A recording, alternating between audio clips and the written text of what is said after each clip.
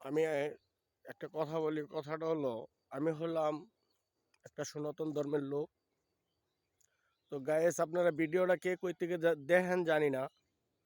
তো আজকে আমাদের পাশের বাড়ি চন্দ্রকোনা জুনু নামে এক লোক মারা গেছে সনাতন ধর্মের। তো গায়েস এখন আর পুরা কাজটা শেষ হইলো। কাজটা শেষ করে এখন আমি নদীতে স্নান অথবা গোসল করে বাসায় ফিরছি।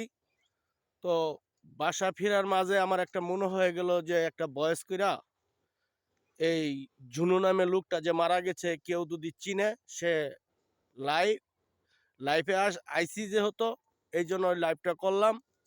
আর তারপরেও যার যার মানে ওই লোকটা প্রিয় লোক ছিল, সকলে মিলে কে কই থেকে ভিডিওটা দেখবেন জানি না, তো লাইক করে মানে শেয়ার কমেন্ট করে জানাবেন গায়েস।